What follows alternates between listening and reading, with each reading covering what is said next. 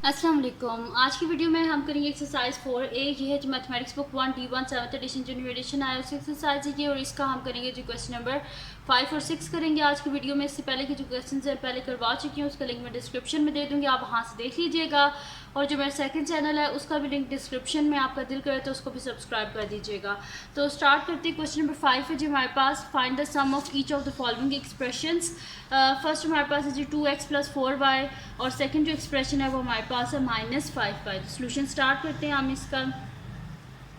तो हमारे पास है जी 2x + 4y, और हमने सम फाइंड आउट करना है तो प्लस हो जाएगा हमारे पास -5y। मैं यहाँ पे लिख देती हूँ। तो 2x + 4y प्लस -5y।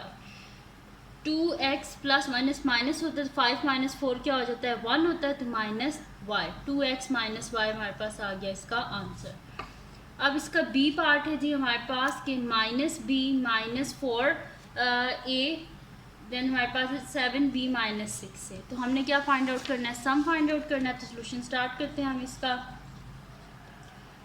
तो ये हमारे पास हो जाएगा -b - 4a प्लस 7b - 6 है। ठीक है जी, ये हो जाएगा हमारे पास -b - 4a प्लस 7b - 6 है। तो ये हमारे पास हो जाएगा -b प्लस 7b - 4a - 6 है। मैंने b वाले टर्म्स को अलहदा कर लिया, a वाली टर्म्स को अलहदा। 7 माइनस जिसके साथ कुछ नहीं होता 1 ही होता है, 7 - 1 क्या होता है, 6 होता है। 6b minus minus plus sorry minus minus plus हो जाएगा। 6 + 4 क्या हो जाएगा हमारे पास, 10 हो जाएगा। तो यहाँ क्या हो जाएगा -10a। तो ये आ गया हमारे पास इसका आंसर। इसको बेशक आप पहले लिख लें -10a + 6b, तो भी ठीक है। ठीक है, तो ये आ गया हमारे पास इसका आंसर। अब चलते हैं जी नेक्स्ट, जो कि हमारे पास है इसका सी पार्ट।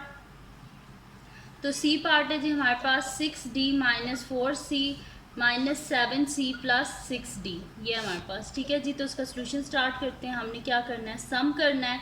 तो हम इसे लिख लेंगे 6d - 4c plus -7c + 6d। ठीक है जी, ये आ गया हमारे पास 6d - 4c plus -7c plus 6d। अब हम क्या कर लेते हैं, सी वाले टर्म्स को अलहदा कर लेते हैं, डी वाले टर्म्स को अलहदा। तो -4c - 7c और प्लस 6d प्लस 6d। तो ये हमारे पास हो जाएगा 7 8 9 10 11 -11c प्लस 6 + 6 12d। तो ये आ गया हमारे पास इसका आंसर। अब चलते हैं जी नेक्स्ट पार्ट की तरफ, जो कि हमारे पास डी पार्ट है। 3pq - 6hk, और सेकंड हमारे पास एक्सप्रेशन है 3qp + 14kh। तो इसका सोल्यूशन स्टार्ट करते हैं हम।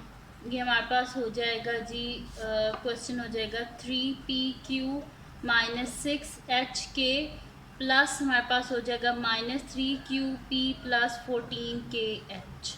ये हो जाएगा हमारे पास। तो इसको हम करते हैं 3pq - 6hk plus -3qp + 14kh। अब हम क्या करते हैं, पी क्यू वाले टर्म्स को अलहदा कर लेते हैं और एच के वाले टर्म्स। वैसे भी यहाँ पे कटिंग हो रही है, 3pq - 3qp, QP लिख दें या PQ लिख दें, एक ही बात है। तो ये हमारे पास कटिंग हो जाएगी, आ जाएगा -6hk प्लस 14hk। ठीक है, तो इसको हम बेशक आप KH लिखें HK लिख दें, एक ही बात है। प्लस माइनस 14 में से 6 को हम माइनस करें तो पीछे कितने बचते हैं हमारे पास 8 बचते हैं। HK और बड़ी वैल्यू के साथ प्लस है तो जैसे प्लस ही आएगा। तो यहाँ पे हमारे पास कंप्लीट सॉल्व हो गया है क्वेश्चन नंबर 5। अब चलते हैं नेक्स्ट क्वेश्चन की तरफ, जो कि हमारे पास है क्वेश्चन नंबर 6। तो यहाँ पे क्वेश्चन नंबर 6 जो है मैं लिख लेती हूँ। तो क्वेश्चन नंबर 6 है जी हमारे पास, क्वेश्चन नंबर 6 है जी। यहाँ से बुक से देख लेते हैं। बुक में लिखा हुआ है कि write down an algebraic expression for each of the following. First हमारे पास है subtract the cube root of the product of x and 3y from the square of the sum of a and b। तो मैं यहाँ पे लिख लेती हूँ। हमारे पास इसका a पार्ट है subtract the cube root of the product of x and 3y from the square of the sum of a and b। ठीक है जी। तो इसका सोल्यूशन स्टार्ट करते हैं हम। यहाँ पे क्या लिखा हुआ है हमारे पास कि subtract the cube root of product of x and 3y from the square of, यानी कि इसके स्क्वायर में से इसका क्यूब रूट। तो पहले स्क्वायर लिख लेते हैं इनका। तो sum of square of A B, तो ए बी का सम, इसका स्क्वायर, इसमें से सब्ट्रैक्ट यानी कि माइनस करना है हमने क्यूब रूट। तो ये आ गया जी cube root of the product of x and 3y, x and 3y। ठीक है जी, यानी कि ये हमारे पास हो जाएगा a plus B whole square minus cube root of 3xy। तो ये आ गया हमारे पास इसका आंसर। अब इसका बी पार्ट है जी हमारे पास the total value of x 20 cents coins and y dollars notes in cents। ठीक है, हमने लिखना है तो total value of x 20 cents coins and y हमारे पास क्या है y $5 हैं। यहाँ पे $5 जो हमारे पास नोट्स हैं इनको हमने सेंट्स में, टोटल जो है इनको हमने किस में लिखना है, सेंट्स में लिखना है।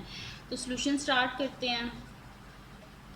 हमारे पास क्या होता है कि यहाँ पे मैं आपको लिख देती हूँ $1 इज इक्वल्स टू हमारे पास किसके इक्वल होता है 100 सेंट्स के। तो $5 किसके इक्वल हो जाएगा 500 सेंट्स के। तो मैं यहाँ पे लिख देती हूँ total value is equals to हमारे पास क्या आ जाएगी 20 तो हमारे पास पहले से सेंट्स है ना, 20 सेंट्स है हमारे पास और $5 हैं। तो हमसे कर देते हैं 20 प्लस 500, $5 हैं तो कितने सेंट्स हो जाएंगे 500 सेंट्स। ठीक है, तो y $5, तो यहाँ पे हम लिख देते हैं 500 बाय, और अब ये सारे क्या हो गए हमारे पास सेंट्स। तो मैं बाय लिख देती हूँ ब्रैकेट में सेंट्स। ये $5 थे तो इसको जब सेंट्स में कन्वर्ट किया तो ये 500 हो गई। ठीक है जी, तो ये आ गया हमारे पास इसका आंसर। और यहाँ पे जी क्वेश्चन नंबर हमारे पास 5 भी सॉल्व हो गया, 6 भी सॉल्व हो गया। तो ये थी जी आज की वीडियो। अगर आपको पसंद आई हो तो उसको लाइक कीजिएगा, मेरे चैनल को सब्सक्राइब कीजिएगा और बेल आइकन को लाजमी प्रेस कर दीजिएगा ताकि आपको न्यू आने वाली वीडियोज़ के बारे में पता चल सके। और अपने फ्रेंड्स के साथ इस वीडियो को शेयर कीजिएगा और उनको बोलेगा सब्सक्राइब कर दें। और जो मेरा सेकंड चैनल है उसका लिंक भी डिस्क्रिप्शन में, आपका दिल करे तो उसको भी सब्सक्राइब कर दीजिएगा। और अपनी दुआओं में लाजमी याद रखिएगा। अल्लाह हाफ़िज़।